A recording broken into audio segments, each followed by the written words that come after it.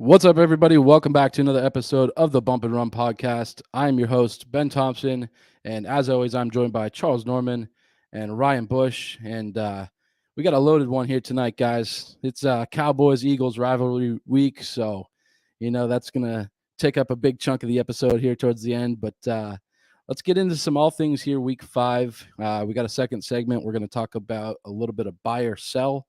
And we'll kind of finish up, like I said, so highlighting some of our select Week 6 games like we've been doing over the last few weeks. And we'll get to our picks. So before we jump into things here, I'd like to introduce our sponsor, Dr. Squatch.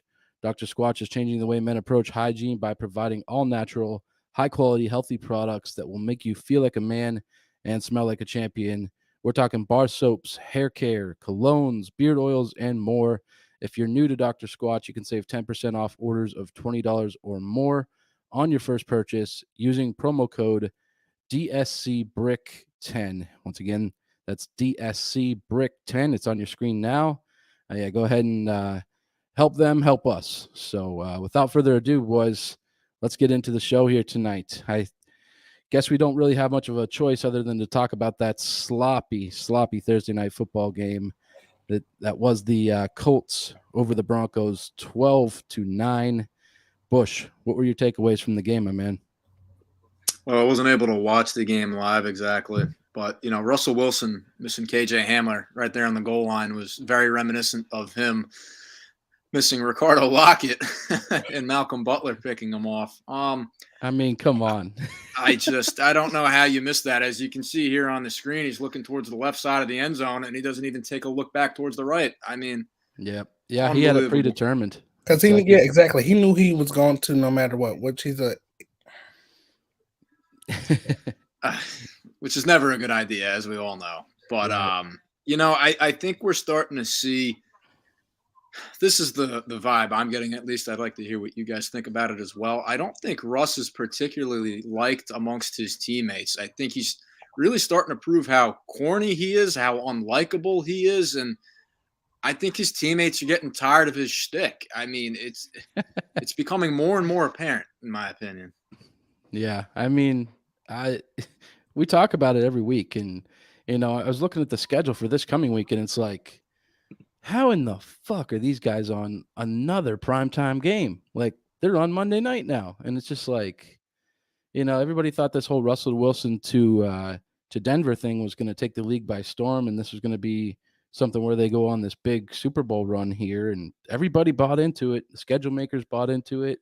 All the NFL hype. We're getting to see these guys every Sunday and Monday night. It's just like, what the fuck? So, Charles, kind of run us through your thoughts on that, if you will. So you shouldn't be asking me what my thoughts on the game was. You should be asking the game what the thoughts was on me, because the game was watching me. I wasn't really watching the game. Well, that's true. It was like watching paint. I'm pretty sure it's not the worst football game that I've seen ever in my life. I'm just going to say it was the worst football game that I've ever seen in my life.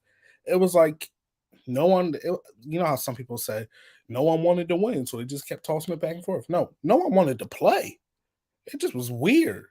Russell Wilson, I think missing a guy like KJ Hamler, and you see what we didn't show was Hamler slamming his helmet down on the ground. That shit adds up.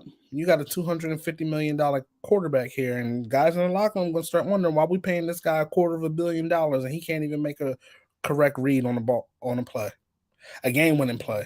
The game's over if we get that. Right. And let's not let the whole Broncos talk take away from what a shitty job the Colts did. I mean, they come into this game 1-2-1. Jonathan Taylor's out, which I know is a huge blow to that team, but these guys are looking to get back on track. And I don't know that this 12-9 win in overtime here is something that you're going to be boarding the plane back to Indianapolis too super happy about. I mean, we talked about the head coach over there. Remind me of his name? Frank Reich. Frank Reich. Yeah, we talked about him being, on the hot seat. And, this wasn't necessarily a good look here. At one point, the offensive line for the Colts has just been god awful. At one point there was a 3rd and 38. I think multiple sacks there for Matt Ryan. So they couldn't get anything going. But it comes down to some poor coaching decisions and some bad play all around.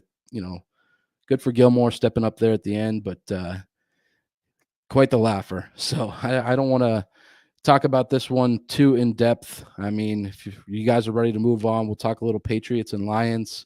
Patriots get a big win this weekend, 29-0. Bailey Zappi gets the start, comes out. Patriots are wearing those awesome red throwback jerseys. I think they should go back to that, man. That look was just beautiful. So, you guys know me. I'm a stickler for a nice uniform combo. A lot of people get on the Oregon Ducks, but I love seeing all the new shit that they come out with every week. But not to get too far off topic, I thought the Patriots defense looked amazing. They held the highest scoring offense in the league to 0 points. Now I know they didn't have DeAndre Swift, but we lost Damian Harris, and Ramondre Stevenson stepped up in a big way. So, I would, as a Patriots fan, I think I would have liked to have seen the Patriots score a couple more touchdowns. Thank God for a guy like Nick Folk. But, that's kind of my ultimate takeaways from the game. I'm happy with the win.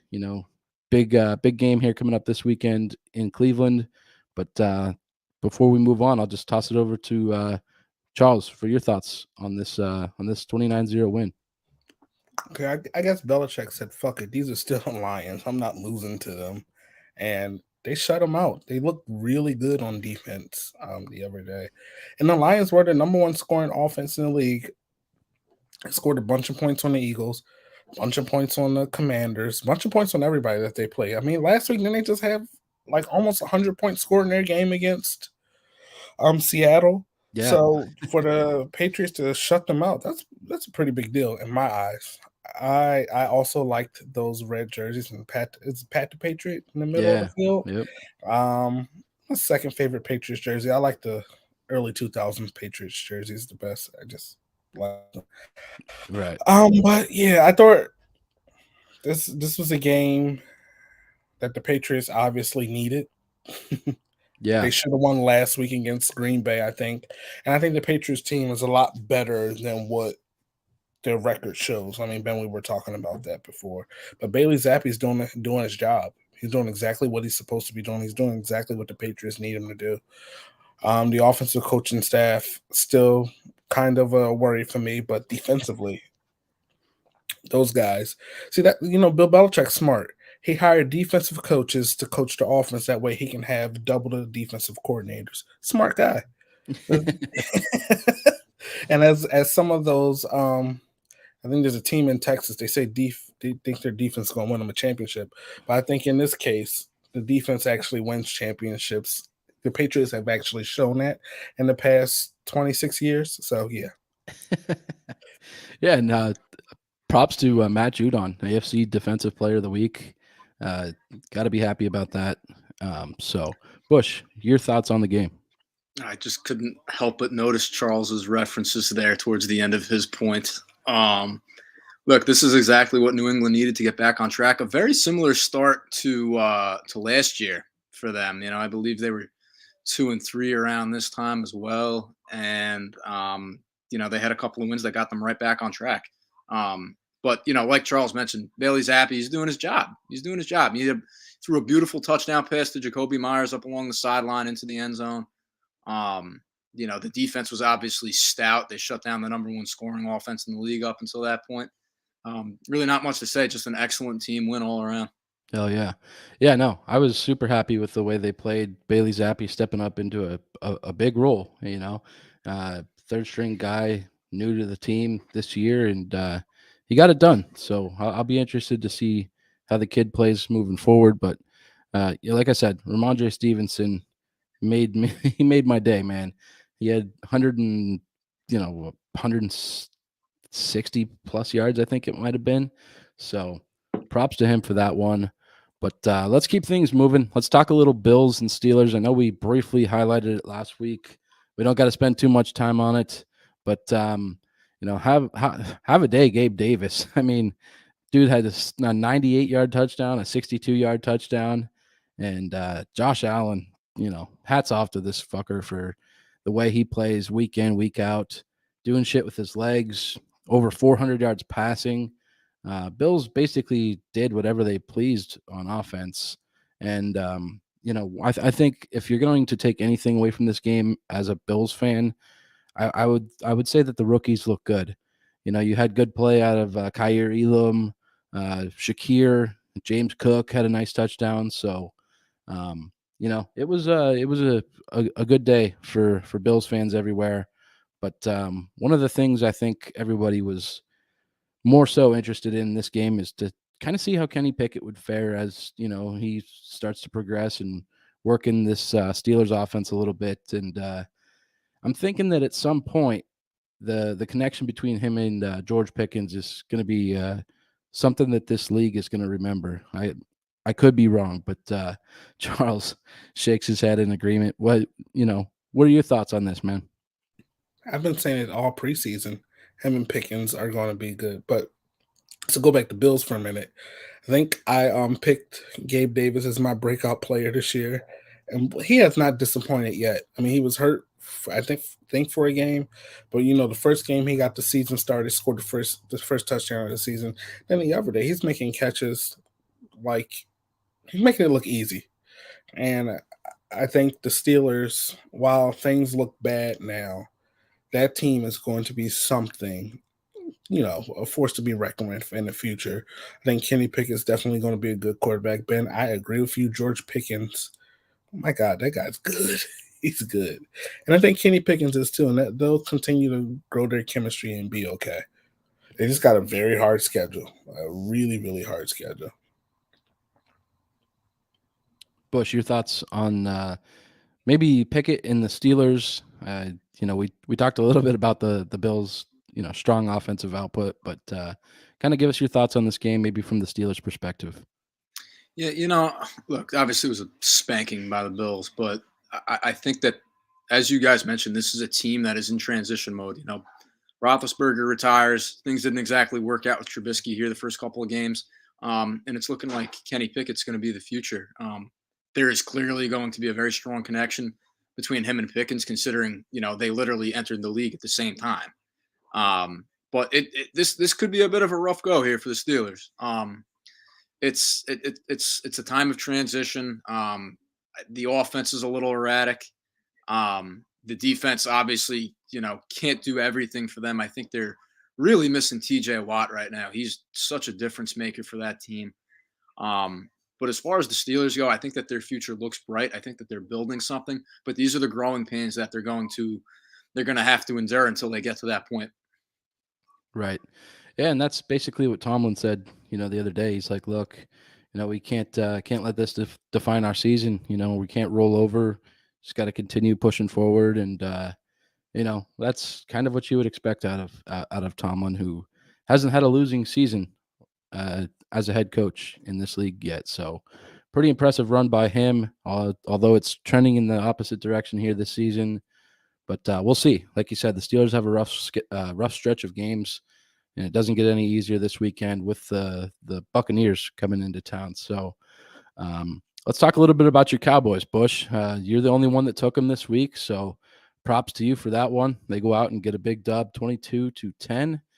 How about the DeMarcus Lawrence touchdown, man? The defense was playing good. You had a block punt. They were on Stafford's ass all fucking game. So, and then the running game too. I mean, you look at Pollard, he's 160, not for him 160, but as a unit, 160 plus rushing yards, against a strong Rams front. So, that's something you got to be happy about, man. Especially, heading to 4-1 now. Yeah, I have 4 takeaways from that game. Obviously, the defense was able to really get after Matthew Stafford, particularly up the middle, and then Micah closed the game out for us. Special teams showed up.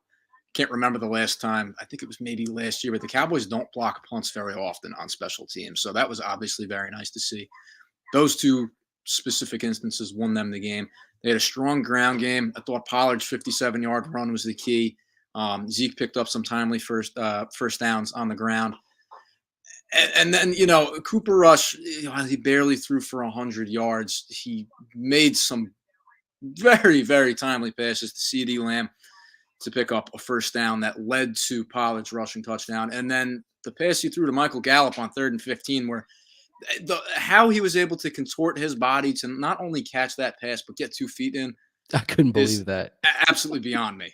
Absolutely beyond me. But, I think what you're seeing is Dan Quinn putting together something really, really special on that defense with not a whole lot of household names. I mean, everybody knows who DeMarcus Lawrence and Micah Parsons are at this point. But, Leighton Vander Esch has had a very good year. Dorrance Armstrong, the secondary's holding up their end of things, particularly with Trayvon Diggs. I mean, he got burnt a couple of times, but he made up for it on a number of other occasions, in my opinion. So, props to them. I didn't think the offense did anything spectacular outside of Pollard's touchdown run, which is something they're obviously going to need to change this week coming up. But, look, a win's a win, and they beat the Super Bowl champs. So my hat's off to them. They're really proving me wrong. Right. Charles, your take. They don't need to change anything this weekend, Bush. They're playing a team that hasn't played anyone, right? I thought that the Rams showed me exactly who I thought they would be. I've been saying it all off season. Matty Elbow, he just doesn't play football very well anymore. And I remember y'all looked at me like, what are you talking about? But remember when I said that the coach and Aaron Donald, both of them should have probably retired because they're probably going to come out and play like they don't play and coach like that. They don't really have the interest anymore because I think the Super Bowl was enough for them. Aaron Donald still was in the backfield a lot. So I'm not taking anything away from him, but McVay Stafford is one part, but I don't think that McVay is calling the same game that he would have called, last year when he was still chasing Super Bowl. And the Cowboys defense looked really good against them. I'm for one, I'm not worried about the Cowboys defense, but I do think that they are a very good defense. I think Tony Pollard, I do have a lot of respect for that guy. He is a really good football player. I think he should be their number one running back. I've thought that for over a year now. But you can't count out Zeke. Zeke can get you that yard when you need it. I always ask my friends, and Joe was on our show before, I always say, what running back on the Eagles can get you a yard when you need it? And Zeke's that guy that can get you a yard when you need it.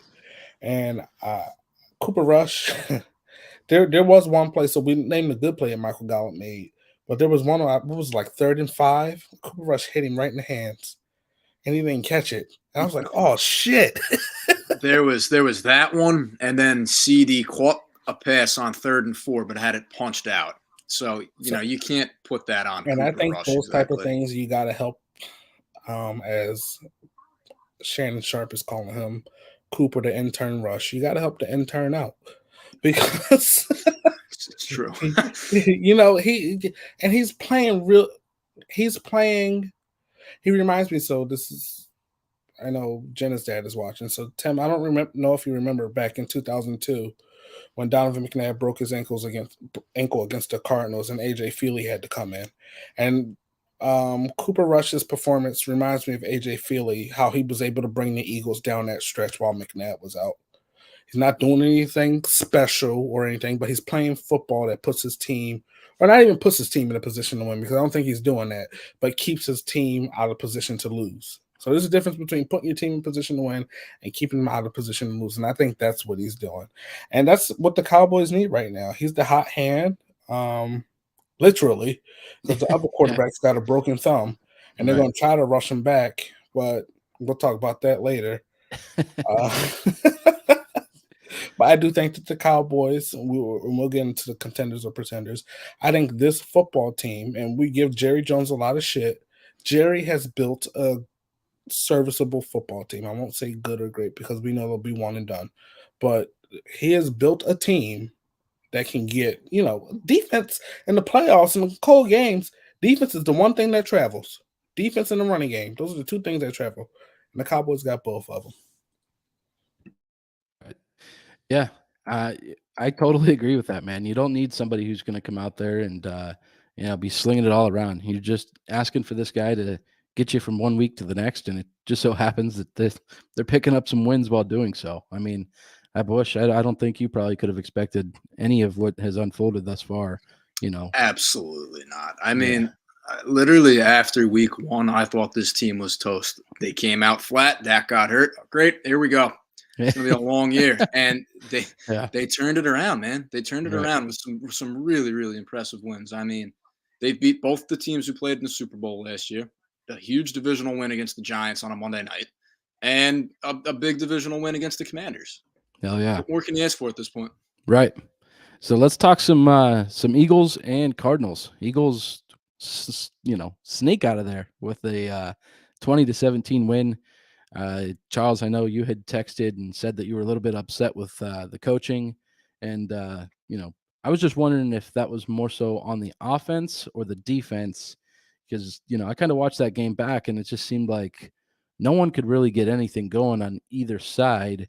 But you had a close call there with the Cardinals. So, what were your overall takeaways from the game? So I just did a flashback again, but I'm gonna do another one. Eagles haven't won in Arizona since 2001. So Donovan McNabb's getting 2 shout outs on the show. By the way, I do think that he should be in the Hall of Fame. So I'll just let that be living there. Um, I was not happy. So my original pretense of the game, my original reaction to the game was I was not happy with the defense. But luckily I have NFL Plus, so I get to go back and watch the games in all 22, and I do that every week. And it was the offense. It wasn't the defense. So Gannon. So here's what I don't like about Gannon, but I understood why he did it this week. Last year, my biggest problem with him, and if you remember, I would say he doesn't blitz. If he can blitz one time, I'd be happy. He's so with the personnel that he had, he was worried about the big plays and people's not getting plays not going over our defender's head. And I had to really sit back after the game and look at some of the things that were happening. You look at Rondell Moore and Hollywood Brown. Those guys take the top of shit. On 3rd and 18, Rondell Moore got a first down. That speed right there Yeah, alone could really kill your defense. So I think that Gannon actually had a pretty good game plan. I just wish it wasn't so soft. Offensively, you get up 14-0, and then you disappear. Was the end score 20-17? yep, 20 to And 17. and this is a typical Eagles trap game. They just found a way to win. So you two are like, it's a win. A win is a win. A win. I get it, but in the long run, that shit comes back to bite you, and that's what I'm looking at. But I also have to remember that good teams find ways to win. And the Eagles haven't won in Arizona for 21 years. And that actually means something. They haven't won in this stadium yet. And we've played there 5 times. So you look at, there was a lot of questionable things in the offensive play calling. I thought that taking AJ Brown out for so many plays and running with 3 tight ends, but having Devontae Smith be the receiver. If you're going to have one receiver on the field, that receiver needs to be AJ Brown. That is your money pick. That is your money guy. You give him the ball before you give it to Devontae Smith. Maybe they saw something in the matchup that they liked. Whatever. I just wasn't. I wasn't feeling it. Then the running game, they tried to establish that early, which I see, but it didn't work. And then they got to it. And then I got to give credit to that Cardinals defensive line. They were really good. Also, looking at the Eagles, Jason Kelsey went out for a little bit. Landon Dickerson went out for a little bit. And then Jordan Mailata didn't play. So that's one whole half of an offensive line that was out of the game for a part of the game. I didn't think Jalen Hurts played a bad game. I think this was his worst game of the season. I did think he was going to get to 300 yards because it was there. It was there for him. But they just stopped. It was weird. So I like to win I like to win no matter what. It only takes 1 point to win. That's all I always say to my grandma. It takes 1 point to win. That's right. But it didn't. You know how you walk away from some games and it just doesn't feel like a win, but your expectations are higher than what they need to be for the situation. And football is probably the most situational sport there is. Probably one of the Right. most situational sports there is. And the situation at hand, they're not worrying about the Cardinals. There's a big Right. ass game happening this Sunday that they all got their eyes on, Right. and I don't blame them. But I'm happy that they won, Yeah. and we'll continue to go. You know, props to the old Dicker the kicker too. You know, he had some big kicks there for you guys. So, but yeah, I think the one thing that kind of gets overlooked was Matt Amendola had a shitty kick there at the end. Man, he as Bush would say, took out a popcorn vendor and Somebody got nailed. Yeah, absolutely. I hey, mean, Charles, Jesus. I will say the Patriots benefited one time in Arizona off of a missed Catanzaro field goal as well. So That I was uh I know wasn't how that you feel. wasn't that the game where the Browns quarterback played? I can't remember his Yeah, name. Jacoby Brissett was in. Jacoby Yep. Brissett, because it was the 4 game suspension. Yep. That that guy had Brady Yep. had that guy. That guy. Yeah, we'll get to that guy here coming up here in the next segment here, but let's go ahead and talk about Sunday Night Football. You had AFC North divisional matchup between the Ravens and the Bengals, and let's just put it this way: if Justin Tucker's coming out there, trotting out there to make a game-winning field goal, you might as well forget it. So Oh yeah, he's going to hit a yeah. piss missile right up. Yeah, it's unbelievable. So Tucker comes out and nails one. I think he had multiple field goals in that game, honestly. Hmm. So, but another takeaway from that game, really. I mean, if you have Lamar Jackson and Mark Andrews, congrats to you. You're going to win your fantasy league this year. But I think the Ravens are better than their record shows, man. Both of you guys, smartly put them into your playoff picture. I, on the other hand, did not.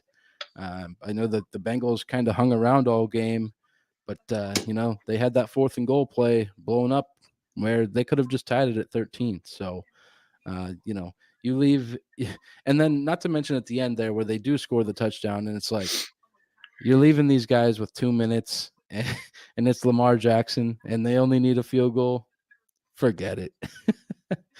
Bush, your takeaway from the Sunday night game, man. Yeah, so Lamar got it done with his legs at the end, and so did Justin Tucker. I mean, Tucker was 4 of 4 on field goal attempts. I mean, he was their MVP in that game, in my opinion. The one thing I did notice though is that the Ravens played Jamar Chase totally different this year than they did last year. Last year they played off him a lot. This year it looked like they were pressing him a little bit more. He still came up with a few spectacular grabs. Don't get me wrong, but there's something going on in Cincinnati, and I don't really like it. I mean, questionable 4th down call on the goal line. I don't know what the hell that was. Didn't even go anywhere near the intended receiver. It looked like they were trying to flip a little shovel pass up towards the middle of the line, and that didn't work out. But Right. Well, I got a theory on that, and we'll touch on it here shortly. But okay, I think it has a lot to do with Zach Taylor. So no, and I would venture to agree upon that one. But no, good for Lamar. He got it done when he needed to. Charles, your take, man. If you go back to our earlier shows, remember the number one reason why I didn't pick the Bengals in the Super Bowl, it was because Zach Taylor. Also, I didn't think the Bengals were that good, but I didn't think that they had the coaching to get them out of any bad situation. And in that game where he could have made, he was 2 or 3 calls away from winning the Super Bowl last year and making me look like an idiot. But that shovel pass, you take the 3 points there. It's the same shit with Harbaugh last week. So you take the 3 points there. Hindsight is 2020. You want to be aggressive. I get it. But you take the points. And in a divisional game like that, late away on the Divisional. road, you take Yes. the points. Exactly. It makes no sense for you to put the pressure on your team. And at that point, the Ravens had not won a home game. I think they lost their last 5 home games at this point. So it made no sense to me. I think Zach Taylor is an overrated coach. He took that team to the Super Bowl. But like I said last year, how Mike Tomlin always says, this team was the flavor of the week, and he just rolled it out for that playoff season because it shouldn't even have beat Kansas City. Right.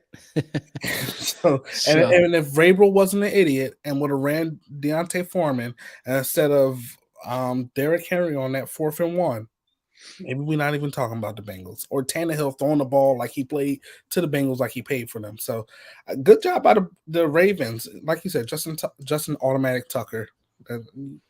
If he's kicking against your team for a game, or just turn the game off.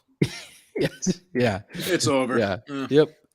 And you saw him strutting his shit there at the end. He fucking deserves it. He came out and he looked at Harbaugh and said, "You punk ass bitch, you should have did this last week." No doubt. So let's pull up the rest of the week 5 scores here. Crazy scores this weekend. All of us did fairly well on our picks, which I'll get that up here in a second. But just going to do a quick little roll down through the rest of them here that we didn't talk about. Giants get it done in London over the Packers, 27-22. I know that was a bit of a stunner for everyone involved. Looking back on it, am I surprised? Not as much as I was at first, but nonetheless, Giants moved to 4-1. Saints 39 over the Seahawks 32. Taysom Hill is an absolute cheat code. If you don't have him in fantasy and you haven't picked him up yet, well, it's probably too late because it's Wednesday night and someone else already got him in your league. So Vikings over the Bears 29-22. Justin Jefferson has a big game, 13 catches for 154. Texans over the Jags. I thought that was a little bit surprising, but it was a divisional game, so you'll expect that those types of things to happen. So Jets over the Dolphins. This was the one that you guys had picked correctly, 40-17. Teddy Bridgewater was concussed, so 7th rounder Skylar Thompson had to come in, and Zach Wilson moved to 2-0 since he's been back. And a cool little piece from this game was it was the Jets' first win over an AFC opponent in their last 13 games. So hats off to the Jets getting that one done against a team that we have already agreed is a bit of a pretender this year. So we'll see how things go with the Dolphins moving forward. They take on the Vikings this weekend. But you had the Buccaneers 21 over the Falcons 15.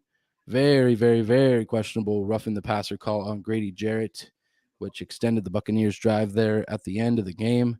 We'll get to that one here shortly. You had the Titans get it done 21-17 over the Commanders. Ron Rivera tossing Wentz under the bus, and rightfully so. So keeping things moving. You got the Chargers 30 over the Browns 28. Eckler has a hell of a day, 173 yards. But, the Browns could have won it, and Cade York missed a big 54-yarder at the end. And you got Niners 37 over the Panthers 15, which leads to this. So you have Matt Rule has officially been canned. So props to us for calling that one. But, to finish out the rest of the games here, we have the Chiefs over the Raiders 30-29. Raiders blew a 17-point lead, and Travis Kelce was his normal self, having 4 touchdowns. So Chiefs get it done. Devontae Adams a little bit frustrated there towards the end of the game. He shoved one of the cameramen, and he was actually charged today with misdemeanor assault. So props to the camera guy for going ahead and pressing charges, because dumbass. I don't agree with any of that bullshit. So, there's no place for that. No place. He's mad because he ran a fucking route with Hunter Renfrow and they ran into each other. Yep. Fucking idiots. You guys see what Stephon Diggs said about that? No, what he said Devontae Adams and Renfrow, what happened there was they were pissing in the same Coke bottle. They ran right into each other on that one. And fucking sword fighting. Oh God. Yeah, that was on the Von Miller show, right? The Von Yes, cast? yes, it was. Mm-hmm. Yeah. Well, that was a great quote. Right. And then one more takeaway from that game would be the Chris Jones strip sack that gets called for roughing the passer, which, that's been a big thing this weekend, of roughing the passer. And, it's something that's starting to become quite a problem here in this league. So the roughing and passer on Chris Jones was a little bit more understandable than the one on, what's his name? Grady Jarrett. Grady Jarrett. That one was a little bit more understandable than the Grady Jarrett one because I can see from the rest point of view where he's standing at. It looked like Chris Jones put all his weight on the quarterback. That's the Tony Romo rule. You can't do that anymore. But I don't really think that he did it. League, man. I don't think he did it. And I just want to defend. I'm going to get fired for saying this. I just want to defend Troy Aikman for saying take the dresses off the. He got in trouble for that comment too. He did, but it's true, and it's not absolutely true about this. Yep. It is. He's not a misogynist. It was the truth. No, not at all. Yeah, absolutely. So, but the Brady one, I think it was elder abuse is what they called, right? You know what annoyed me about that one? You know what really annoyed me about that one? Brady got up looking for the flag. He got up looking for the flag as if he expected that call to be made. So our friend Ben here can tell you about Brady looking for flags because that's how they've gotten a lot of first downs in New England. As you know, he'll get fucking touched and he's looking at the ref. Do I got to throw it for you? Hey, so you know, I'll pull up some cold hard facts here for you guys, and I'm glad you brought this up, and we'll talk about it here in a minute. But you know, Brady has played 235 games in this league, and he has had 27 roughing the passer calls. You look at a guy like Aaron Rodgers, he's only played 216 games, which isn't far behind Brady, and he's got 28 roughing the passer calls. Mahomes, only 79 games, 20 roughing the passer calls. But it's not just roughing the passer. It's any penalty. Yeah. If that man looks at the referee, especially there was a period from like 06 to 09. If he looked at the referee, it's looking at Brady, fitting your penalty. Right. Come on. Yeah. So I'm not trying to single out Brady here, and I'll keep this brief, but it annoyed me, if you want me to be completely honest, because it came off to me that he felt he was entitled enough to get that call. In that situation, he absolutely wasn't. But that's not his fault. Because there are referees out there who said to, like, remember Ed Hockley said to Cam Newton, "Oh, you haven't been around long enough to earn a call like that." Yeah. You remember that? Yep. Yeah, I do.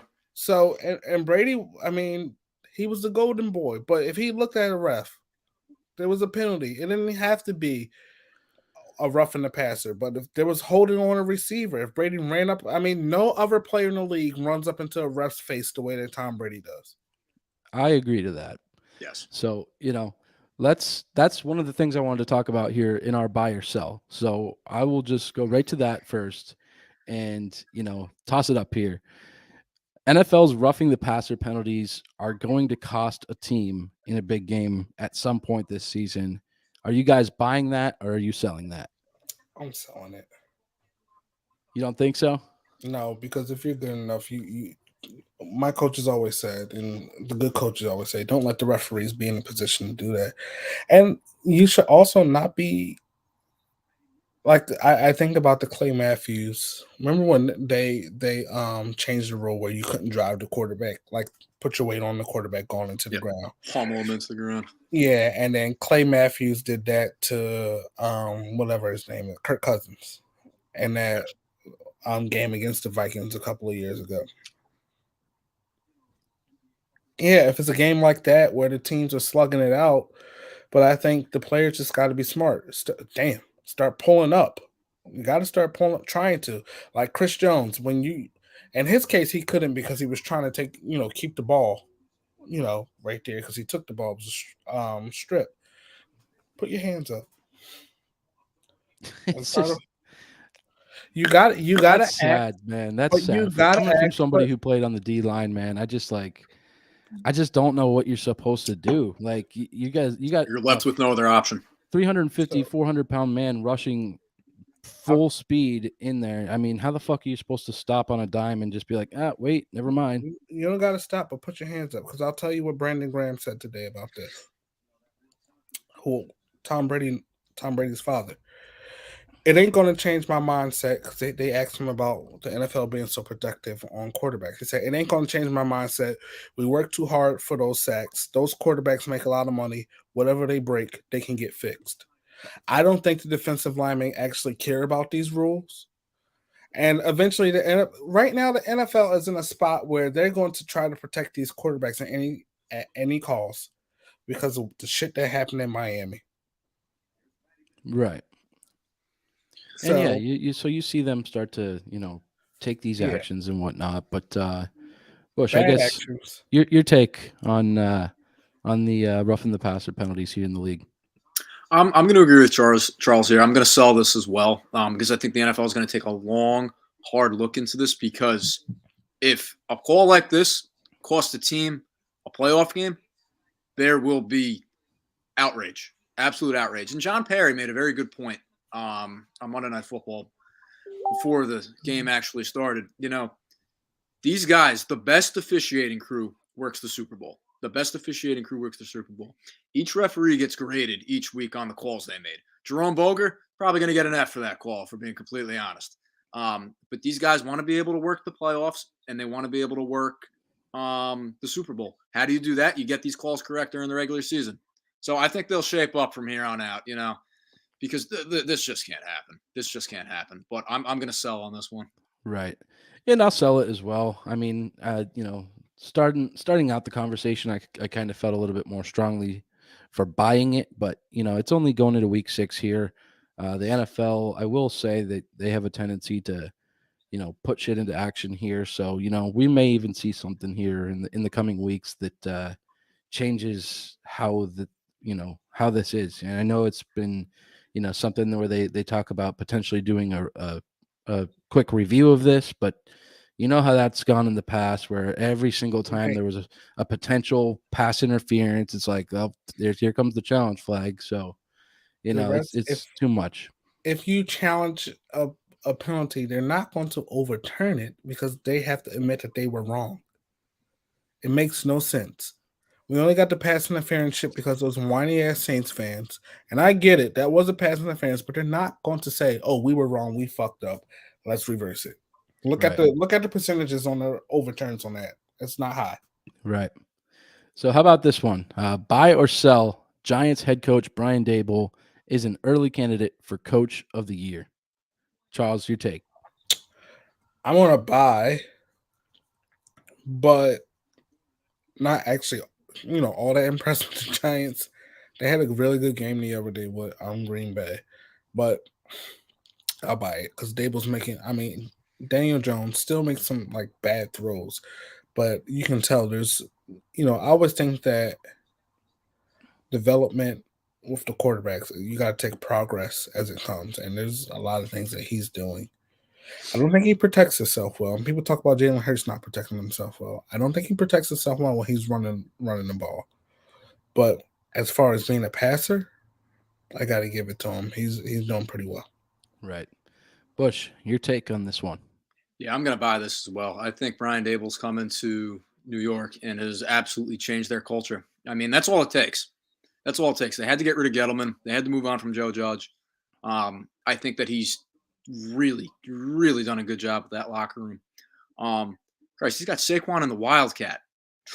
I mean, and Saquon's running the ball extremely well. He caught a pass up the left sideline here this past Sunday morning, and he looked like his old self. And I think you're going to credit that to Brian Dable because he's giving him the football. He's putting his players in the best or the best scenarios, I should say, to succeed. And that's really all you can ask for. He's done an incredible job with that team. He really has. I mean, some of the trick plays, some of the other creative play calls that he's put together, I think he's doing a great job. And without some weapons, if I may add, Sterling Shepard tore his ACL. Kadarius Toney hurt his other hamstring before the game. Things that only happen to the Giants, but they seem to make a go of it. So, props to them. I mean, they've been awfully impressive this year. Yeah. Yeah, I'm going to buy that one as well, man. I don't think anybody saw these guys moving on to, 4-1 here in the first 5 weeks. I think even the most diehard Giants fans would have told you that there's no way in hell that would be. So, yeah, props to him, man. Do I think it's going to happen? No. I think at some point someone else is going to emerge here. It's going to be, somebody who is on a contending team, and I don't want to take anything away from him, but I just don't know that the Giants are going to be there come playoff time. So, props to Dable and what he's done thus far. I think he's getting the Giants back on track, given the circumstances, like you said, Bush. But yeah, I'm going to go ahead and buy this one as well. So let me go ahead and throw up the next one here. I know we talked about it a little bit. Do we think the Rams are going to turn things around and still end up winning this division? Charles, your take. And this isn't a buy or sell for me. I never thought they were going to win the division. But go back to the picture. I did pick that team that they playing in that picture to win the division. They're going to do it. Yeah. No, I kind of figured that was going to be your take. But, the Rams, and you could see it this weekend. The Rams' major problem is that offensive line. And, you lose, multiple centers, a couple guards here at this point. Andrew Whitworth retired after the Super Bowl. That's a huge blow for that team. So I'm selling the hell out of that one. I don't think they're going to turn it around here. Their one-man band formula with the constantly going to Cooper Kupp here it's going to run out at some point. So, Bush, your take? Yeah, I'm going to sell that one as well. Ben, you're right. That one-man band formula, it's not going to work. It can't. They're simply not as dynamic as they were last year. The offensive line is in shambles. Your defense can only do so much for you at that point. They can't sustain drives. They can't get the running game going. They're a disaster. I almost regret taking them to win the division this year because they have looked so poor. The only way I see them turning things around is if OBJ comes back. And he came out today and said that he felt the Rams contract offer was disrespectful. So, unless they're able to resolve things on that side, I don't see them turning it around. Again, They targeted Cooper Kupp and Cooper Kupp only against the Cowboys. Yeah. How long can that last for? Right. And, people are going to look at the stats from afar and say, well, Cooper Kupp had a 75-yard touchdown. Well, I think that was on a slant. So on like a 5-yard throw. Yeah. Yeah. You just turned the Jets on, man. He still let that number 7 look like a piece of toast. He did. Yeah. Let's see what that number 7 is going to do to that ass on Sunday. Well, we're getting to that here shortly. Not a goddamn thing. We ain't worried about him. I already put the money out there. We can throw it to him the first 5 plays. All right. So back on track here. I kind of alluded to this one a little bit earlier. Zach Taylor and his play calling is going to cost the Bengals a playoff spot. Are we buying or selling this one? I'm selling. They just fucking suck. Fair enough. But I'll buy it because they suck because of him. So, yeah. He's got to give up those play calling duties, man. I mean, like Jamar Chase came out and said this past weekend, like, we didn't even take a shot. We didn't do anything. Like, it's not this high-powered offense that we were talking about them having. I mean, look, they have one of the best receiving cores in the league, and you're not using it to your advantage. Yeah, I would agree with that, Ben. I'm going to buy it as well, just because specifically of what Joe Burrow said post-game. He said if teams are going to play us down the field like that, then we've got no shot. We've got no shot. They're not pushing the ball down the field as effectively. They're not using T. Higgins nor Tyler Boyd to their advantage as well. Mixon really hasn't been able to get it going that much. I don't know. It's a different looking team. I still think that there's a bit of a Super Bowl hangover in effect there. And I don't see any other options but to give up the play calling and see if they can open up the offense a little bit more. Yeah. Yeah, no, certainly. I think he's certainly holding them back, man. It's just it's too much for him. So keeping it moving. We got one more here, and I think we'll all probably agree on this one. Josh Allen is easily the favorite to win the NFL MVP in his 5th season here. What are you guys thinking on this one? I'm buying it. Yeah, I mean, Josh Allen has looked amazing this year. Bush, your thoughts? No, I'm absolutely buying that one. I mean, you guys saw the touchdown pass he threw to Gabe Davis in the shadow of his own goal line, or his own goalpost, I should say, to kick things off against the Steelers. I mean, he is playing an unreal level of football right now, and I'm so interested to see what happens this week when they take on Kansas City. Oh, it's going to be a good one.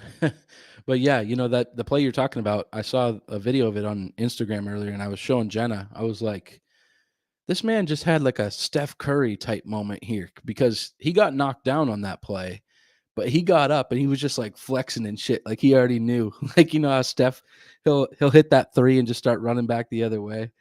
But yeah, no, he's the clear cut front runner there. So before we move on to some Thursday night football here this week, which I don't want to talk about too long because it's going to be a bit of a shit show, I will go ahead and pull these up one more time. Look at us all here. Had a great week 5. Bush, Finally. you had another big one this week, man. Got over the hump. 2 games out. We're all right there. We're all right there battling each other. So it's been fun. So, with that being said, let's get on to our week 6 picks here, and we're gonna start with Thursday night football. The Commanders are traveling to Chicago to take on the Bears. It's a 1 point game here. So Charles is gonna lone wolf this one here this week. He's gonna take those Bears, whereas me and Bush are gonna go ahead and take the Commanders. Charles, since you're lone wolfing it, man, kind of give us your thoughts on this game and why you picked the Bears. I don't have a reason. I just picked the Bears. I'm not even gonna watch this fucking game. What? Hey. Who the fuck scheduled this and thought that this would be a good game? They're making people pay for fucking Amazon Prime to watch fucking shitty football? Yeah, no. I'm not even gonna watch it. I just fucking flipped a coin and picked a team.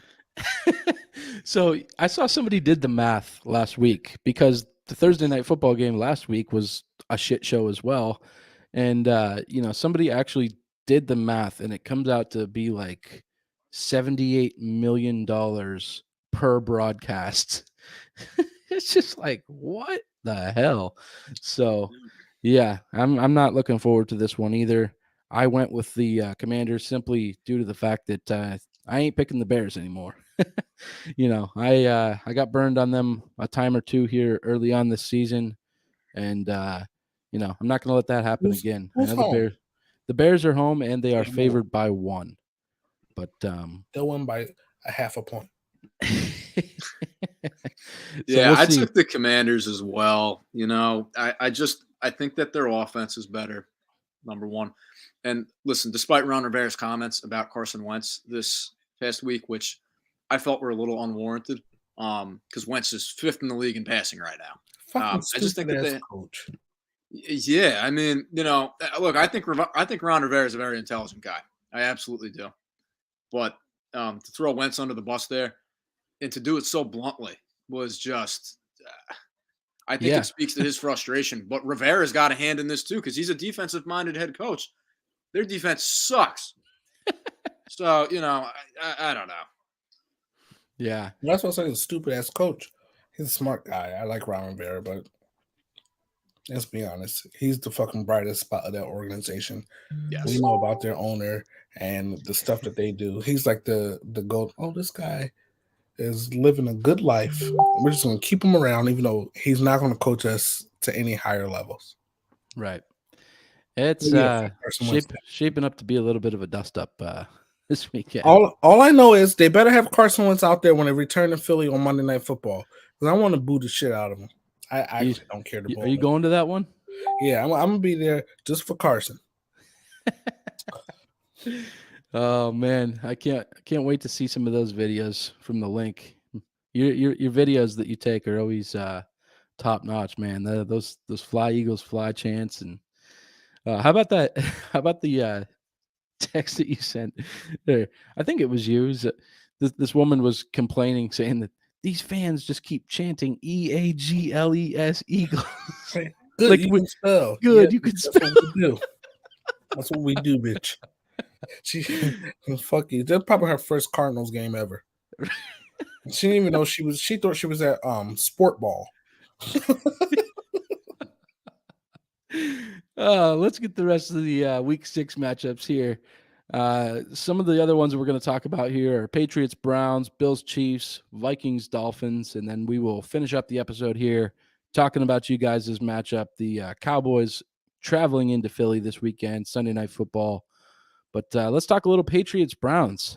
Patriots are traveling to Cleveland this weekend, where I will actually be in attendance at this game. So the Browns are favored by 2.5 here.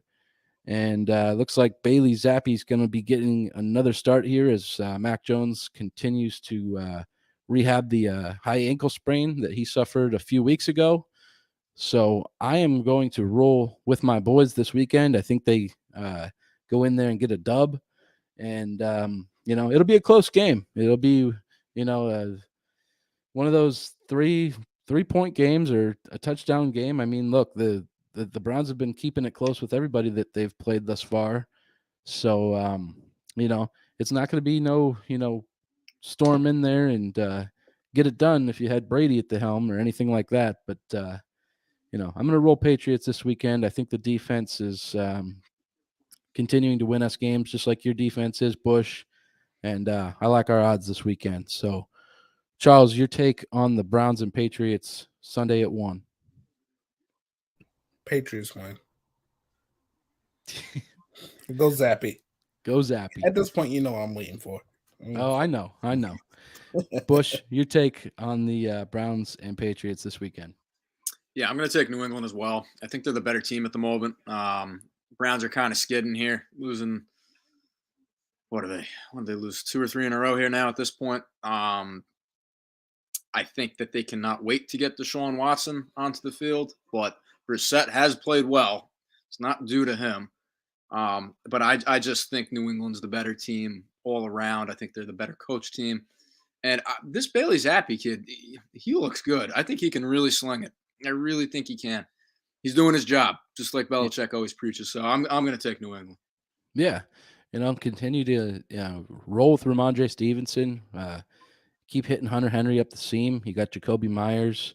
Nelson Aguilar made a stupid play this weekend, which I didn't get to mention, where, he didn't catch the ball and it led to a really bad interception. But, Charles, I know you know those my world all too well. But, although he was an elite receiver in Super Bowl 52, but outside of that, welcome to my world. So let's get to the game of the week here outside of you guys' game. Let's talk a little Chiefs and Bills, because this is going to be a huge game this weekend. Bills are traveling to Arrowhead, and they are actually a 2.5-point spread on the road. This will be the first time that Patrick Mahomes has been an underdog in the last 41 games. Bush, your take on this one, and who you think is going to come through this weekend here in Arrowhead? I'm going to take the Bills. I think last year's playoff loss still really, really burns them.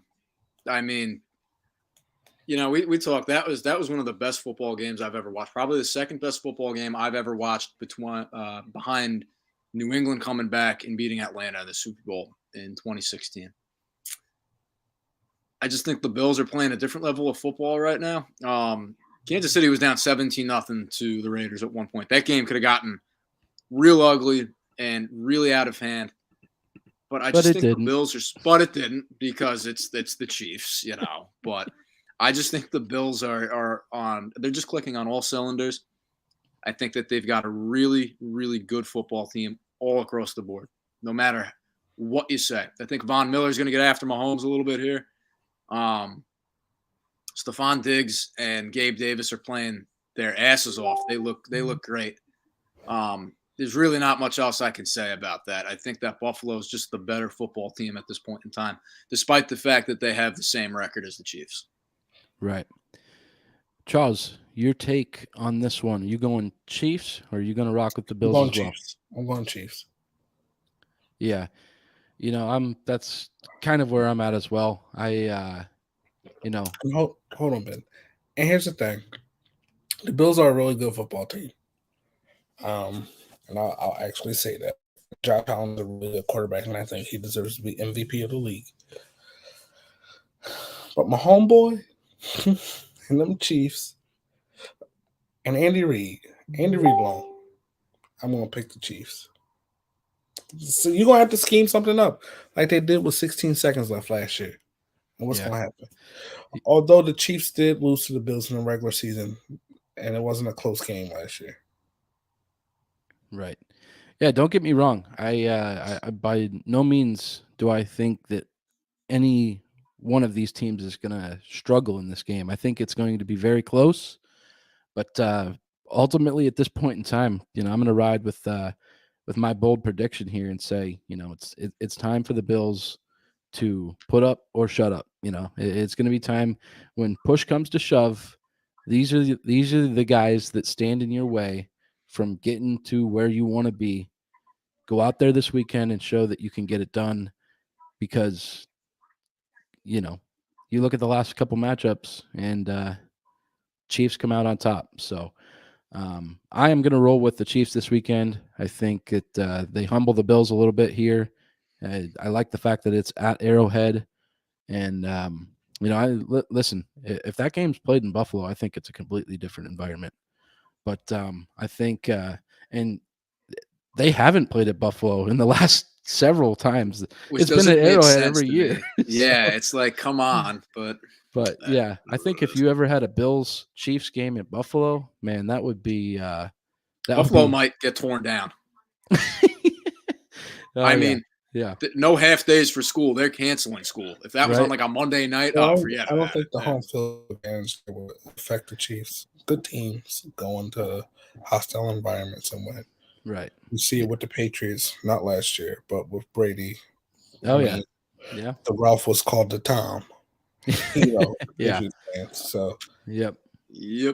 Hey, good teams go and get it done wherever. I agree with that wholeheartedly, Charles. So that's why I'm going to roll with the Chiefs this weekend. I think they take care of business and come out on top over those Bills. So let's keep it moving here. Let's talk a little bit of Vikings and Dolphins. I had a little bit of trouble here picking another game this weekend that looked, even a little bit attractive for us to kind of break down. But you look at the Vikings and they are quietly a 4-1 team. So they are heading down to Miami and to take on, I think it's going to be that Thompson kid in at quarterback again. So I don't necessarily like the Dolphins' chances this weekend, but what are you guys' takes on the Vikings and Dolphins?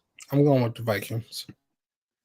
Yeah, I'm going to take Minnesota as well. I think the Dolphins they're sliding here. They're sliding here. And if I might just say so myself, and I understand that it's due to the fact that Tua is out, but I did predict them to miss out on the playoffs. And it's still very early in the season, but that is a shady organization. Not to backtrack too much, because Tua is not going to be activated this week against the Vikings, nor should he be. He's not ready yet. But the Vikings are the better football team. They're 4-1 quietly, like you said, Ben. And I just think that they go down there and get it done. Yeah. You got you got Dalvin Cook rolling. You got Jefferson rolling. I think the Vikings are, like you said, they're just the better team right now. Everybody was kind of high on the Dolphins, and like you said, it's looking like things are starting to slip through their fingers a little bit here. Facing some adversity with your quarterbacks going down, but at the end of the day, I got the Vikings rolling into Miami and getting it done this weekend. So, let's go ahead and highlight you guys' game. We'll pick I know, Charles, you've been waiting for this. Bush, you've been waiting for it. Let's highlight you guys' game, and then we'll go through and pick the rest of the Week 6 slate. So let's talk some Philly. You go first, Bush. Some Dallas football. You got team. Dallas is rolling into Philly 4-1, taking on the 5-0 Eagles at the Link. This is always a big matchup. Bush, for your Cowboys, this always seems to be end of the year matchup where they're kind of rolling into Philly, trying to make things work seeding wise as it pertains to the NFC playoff picture. You happy to be getting this one out of the way here, Week 6 in Philly?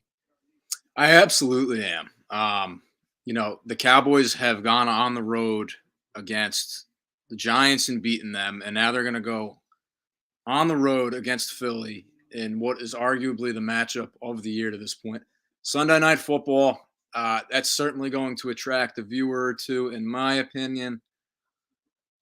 This is going to be a dogfight, man. Everybody knows my disdain for Philly, but I have a lot of respect for them. How could you not? It's such a heated rivalry at this point. It does not look like Dak will be starting for us this week. Although, in my opinion, if he is healthy, he should be. It looks like they're going to roll with Cooper Rush again. Look, if it's not broken, don't fix it. But you have to understand that Philly's a different animal. They're 5-0. They hate us just as much as we hate them.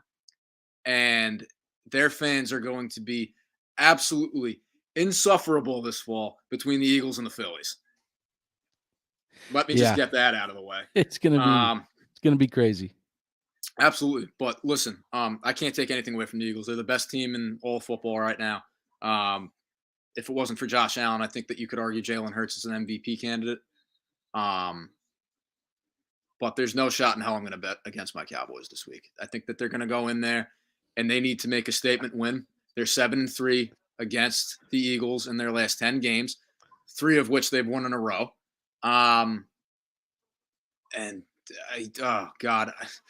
Normally I would have been a little bit more thoughtful about this, but this is just what makes sense to me.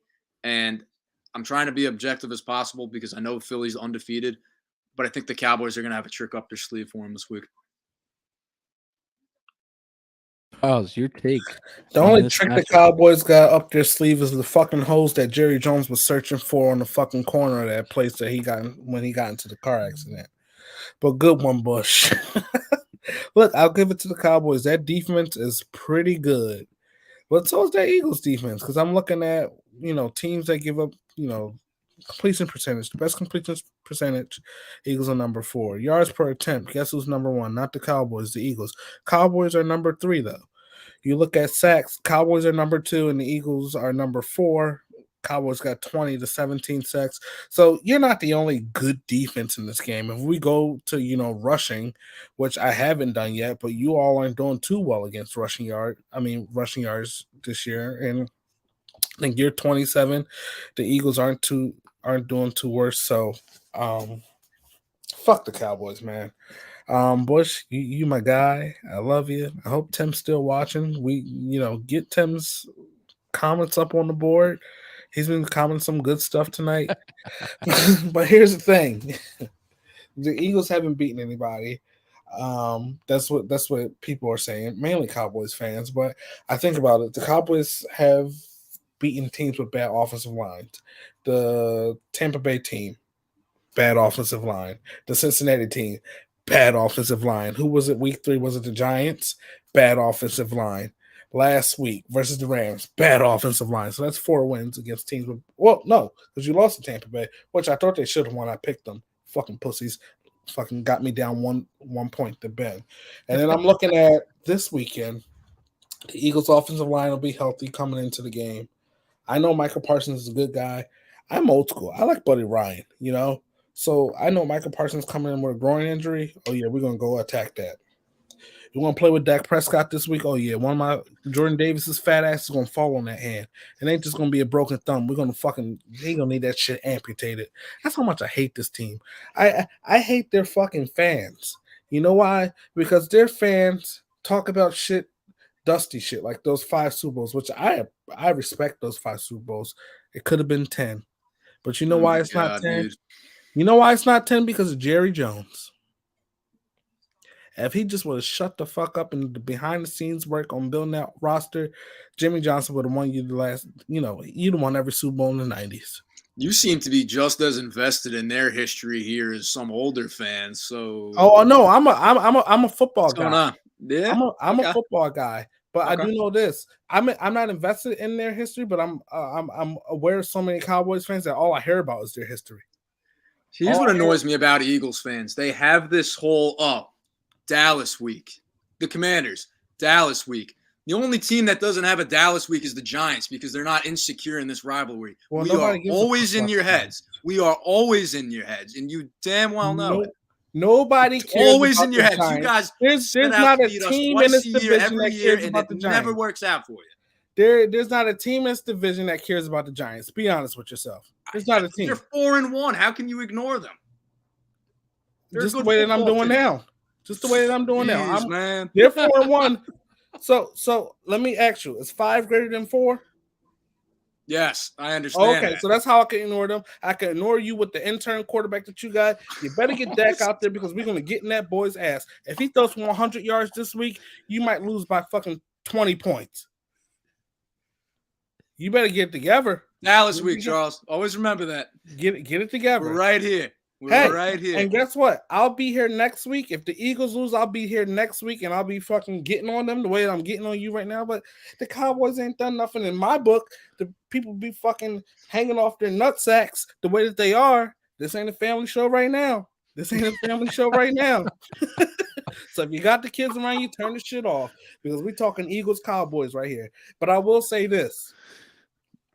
When you talk about the NFC East, and if we want to bring the Giants in it, we can, but we know at the end of the season who's going to be there. Who's going to be there, Bush? Cowboys and the Eagles. Okay, so yeah, I can just like you just turned your blind eye to those 4-1 Giants. We know that shit ain't gonna last. It'll be two teams there in the end. Yeah, we said that too. And we talked about that before the season, correct? But I don't think you can ignore another team in the division being 4-1. Not that this is about the Giants. I'm just saying I think that they're a formidable opponent for anybody in the division. I can't ignore them until they beat us. Okay. Yeah, one of the things I was kind of hung up on. Go ahead, Charles. Hold on, Ben. Before that, the Cowboys can ignore them because the Cowboys just went into their house and beat them with the intern. So I know I was there. Yeah. So you can ignore them. So here's the thing for me. Like, you look at the Giants and, props to them for getting that win over the Packers here Sunday morning. But you look at some of the other teams that they've beat, and it's like, all right. Like they beat the Packers. Bears. They beat the shitty Panthers. I'll give them the Titans maybe, but like the Titans haven't been that impressive yet this season. So I don't know. You look at the Packers too. Like we all said that they weren't going to be. I was the only person who said they would win that division. You two said that they were not going to be good this year. So 4-1. Like I always say, and I say this about the Eagles too. I say this about every team. You might look good right now in September and October. Come holler at me when Thanksgiving comes. Let me see what you look like that week after Thanksgiving. I've been saying it since we started this show. Yep. So I see Tim saying, see you at 5-1. Who's going to be 5-1, us or you? Because we're going to be 6-0 after this week. I wish we could have had Tim on here. I know here's a Cowboys fan. We got to get him on. He's we got to get more Cowboys fans on here. But here's my thing. All that extra shit don't matter this week. I can tell you this much. You think I'm talking shit now?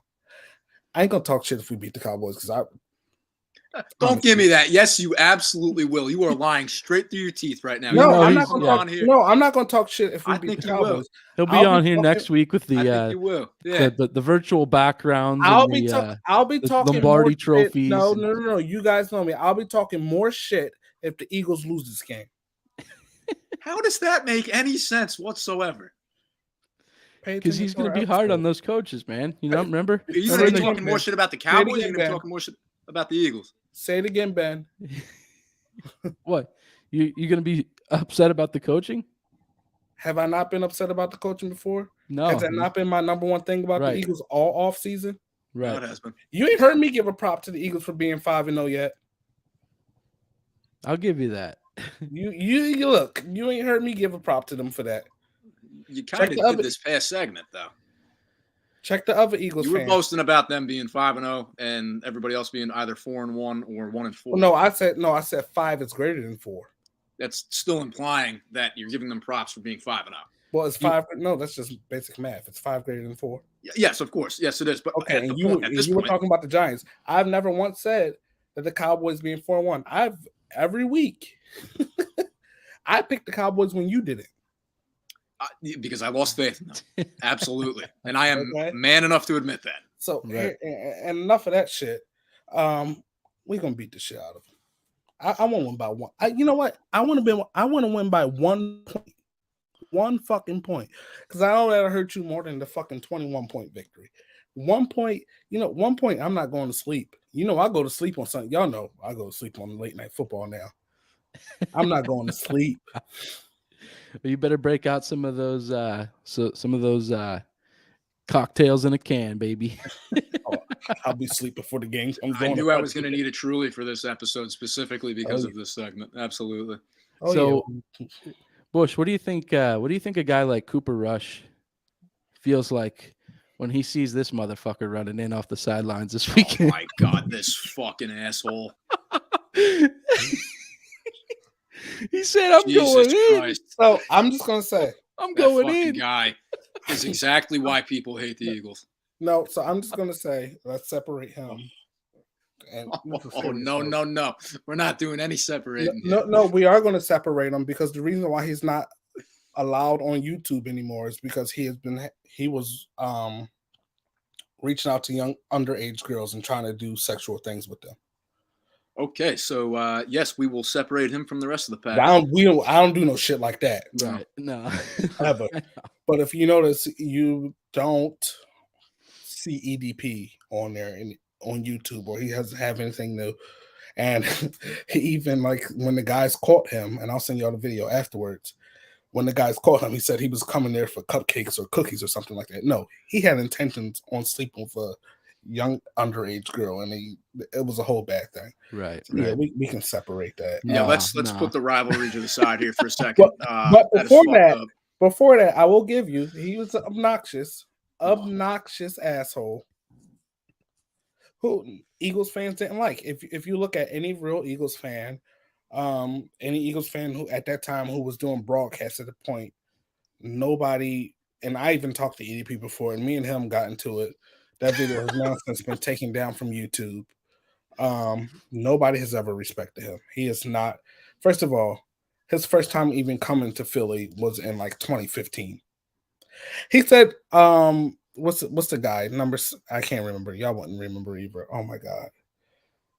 Bobby Hoying was the reason why he became an Eagles fan. Nobody became a fucking Eagles fan because Hoying. I don't even know who that let's is. not even go there. Yeah. So let's bring it back. I know you guys are picking your teams. I am going to roll Eagles here. I think they're just the better team right now, Bush. I hate to say it, but I'm going to go against your boys 2 weeks in a row here and hope that it doesn't burn me again. So, and I'll say it's not far. It's not far because I said it earlier, and I'm being consistent. Defense in the running game travels in playoff football, and your guys got it. No, so look, it's going to be a hell of a game, man. I mean, I won't take anything away from Philly. They're a good football team. I just would have a hard time betting against my Cowboys this week. Hey, we got one more of these matchups later on, and you know Dak will be back for that one, and it's going to be in Dallas. Eagles lose this game on Sunday. I'm going to lose my shit because you lost to a backup quarterback. Hey, it'll be a different. I would be upset if I were an Eagle fan too when that happened. So yeah, that's why I would talk more shit on them. I expect them to beat the Cowboys. I'm gonna talk shit, but Bush, you and I don't do that. Like we're doing it now, but we don't do that weekly. Not. Like we're not. I think we respect each other enough to know that is there. And be honest, I have been very supportive of the Cowboys in our group. I won't take anything away from you as far as that's concerned. You've been more so. I think we've been more supportive of each other's team. Oh yeah, no, I've definitely been more supportive of the Eagles than I have the Cowboys, just because I was trying to keep it as real as possible. I've said it a number of times. I am not your typical Cowboy fan. They need a reality check. They need to be put in the check at all times because their fans are the most delusional fan base in all the NFL. And it's annoying because whenever somebody sees you wearing a Cowboy hat, they think you're just as fucking delusional, you know? So it's hard, man. Right. But we have fun. It is guess what? When the teams are good, it's the best matchup of the year. Oh yeah, absolutely. Bills, that's been good shit to recent years. Check the ratings on Sunday. Yeah, I would agree. I would absolutely agree with that. Yeah, both of those ones are going to be good ones. But yeah, all eyes will be on Philly and Dallas here Sunday night. But you know, like I said, we'll have another one of these matchups later in the season where it's in Dallas. Dak will be back. Christmas Eve. Oh, I mean, God. So we've got the Giants. One of you two is going to get one spoiled. Hey, guess what? We're going to wear green, and we'll be the Grinch that stole your Christmas. I was just about to say, we've got the Giants on Thanksgiving, and then we got the Eagles on Christmas. You're this in could for be a couple rough holidays. season. Yeah, this could be a rough holiday season. No question about it. You'll be boy. fine, Bush. So let's pull up the rest of the week 6 matchups here. I know we're kind of running out of time here. We've already talked about the first couple on the graphic there. Let's go Niners, Falcons. Niners favored by 5.5 here. Who you got this weekend, boys? 49ers. Bush, your thoughts? I'm going to take San Francisco as well. Hell yeah. I'm going to roll with the 49ers as well. They got the hot hand right now. Falcons just haven't quite shown it to me yet. I know they're battling some injuries, but let's go Niners here. So keep it moving. Jets, Packers at Lambeau. Packers favored by 7, but never know what could happen here. Who you got? I'm going to take Green Bay. I think they bounced back this week. Tough loss against the Giants last week, and I think that the perfect opportunity to get back on track is against the Jets. Charles. I'm going to go with the Packers. Yeah. But just before we move on, isn't it weird that this year the NFL is not giving the team that played in London a bye the next week? Yes, I found that to be very previous years questionable. they did, so I was surprised when I was watching when we were doing our picks last week. I was like, wait, isn't this team supposed to be on a bye? But nope. Yeah, no, I noticed that as well. And you think about some of the travel for these teams, even like, the Cowboys. I don't want to use it as an excuse, but they were already all the way to Jersey, then they were back to Dallas, then they were out to LA, back to Dallas, back to Philly. So it's like it's a lot of travel. So a lot of travel. But let's get the next one up here. Jaguars Colts. This is the second time these teams are meeting here this year. Jaguars skunked them last time 24-0. This time it's in Indy. Who you guys taking? I think the trend absolutely continues. I'm going to take Jacksonville over Indy.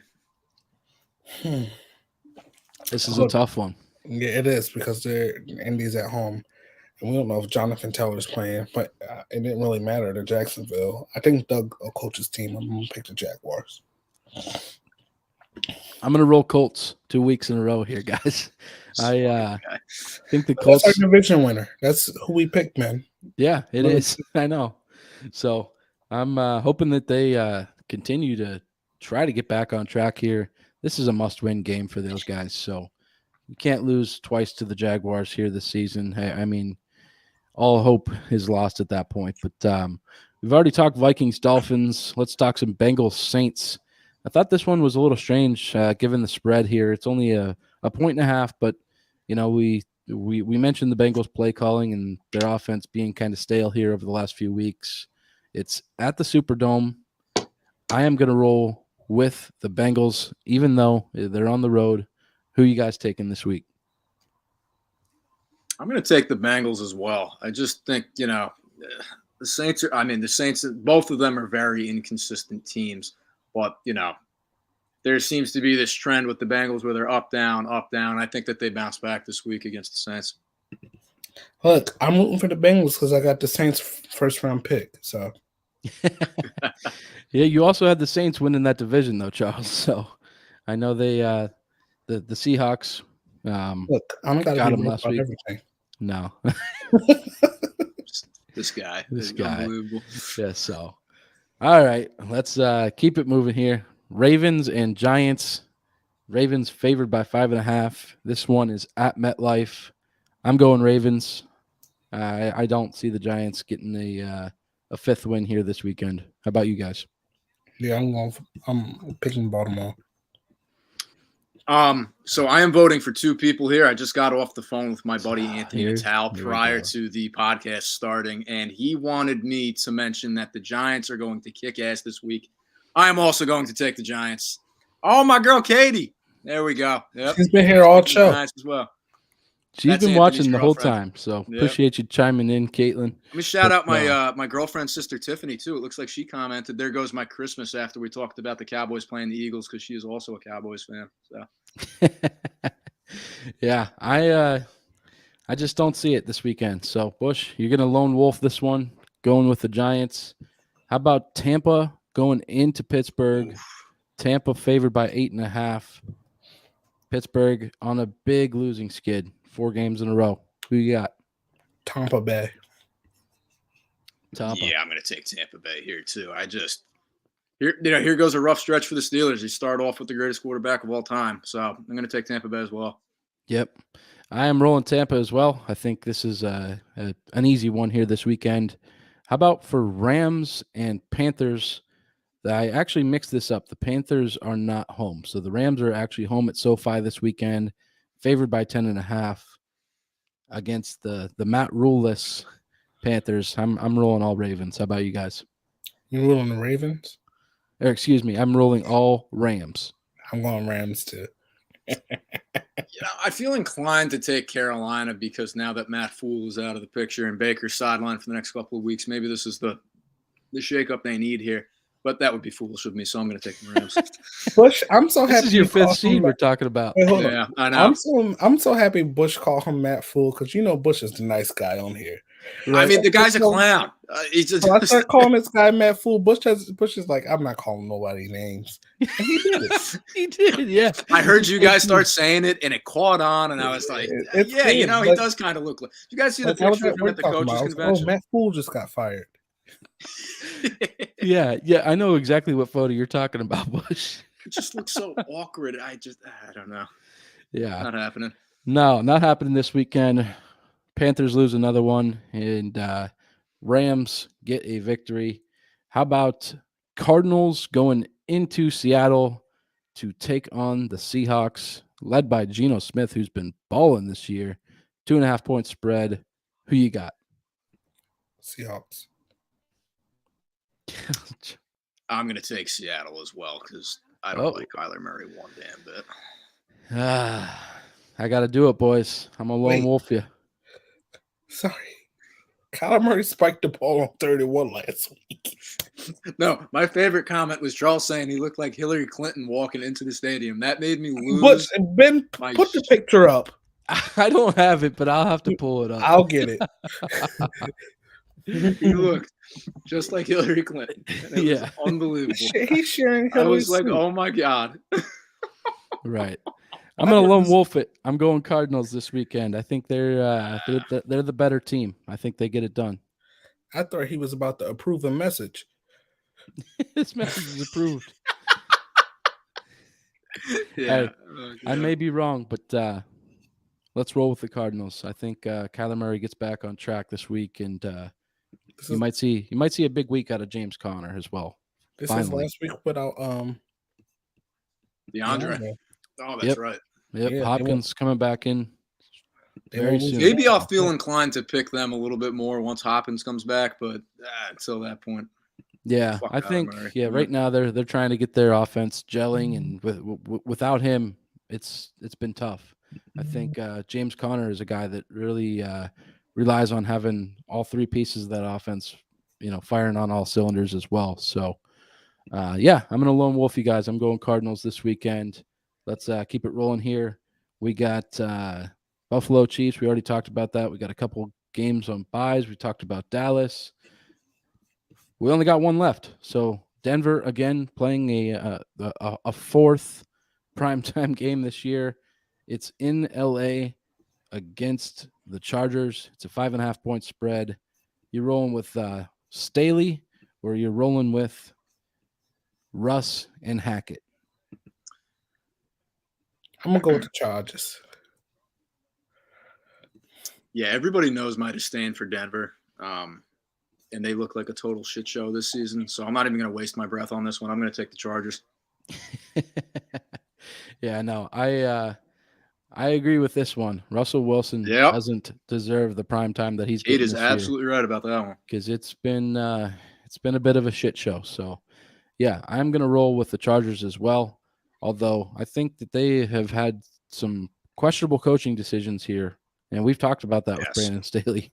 So, they barely escaped there in Cleveland this past weekend, and they were up big on the Texans, let them crawl all the way back in. So, Chargers were my pick. Chargers were my pick to come out of the AFC. So, hopefully they start to play a little bit better brand of football, and hopefully they get a big win here on Monday night. So that should wrap it up here. Let's we get the week 6 matchups there in full. I'm sure some of those spreads will change, but I did put a parlay together, so I'm going to go ahead and throw that out here on our Twitter and our Instagram and all the other social medias here tonight. That way you guys might be able to hop on it. It's a big 7-8 leg parlay. I think $10 wins you something like 250. So, I'm feeling confident. We're on a string of wins here, guys. A couple big weeks from us, but looking forward to week 6. Happy to be going to an NFL game here this weekend in Cleveland, supporting my boys. Get to see my dad, so it's gonna be fun, and then come home. Looking forward to week 6. Watch the Chargers, or excuse me, you watch the Chiefs and the Bills in that 4:00 window, and then you got that big Sunday night football game. So, looking forward to it, guys. I know there's gonna be all kinds of shit talking going on throughout the game and this weekend leading up to the game. But this has been episode number 40 of the Bump and Run podcast. We appreciate you guys chiming in and tuning in once again. Go ahead and share the show. If you're on Facebook watching, if you're on Twitter, YouTube, just share this with somebody who is interested in football. It's going to help you. It's going to help us. And, the more ears that this show falls on, the better it is for us. So, again, appreciate you guys tuning in. And this has been another episode of the Bump and Run podcast.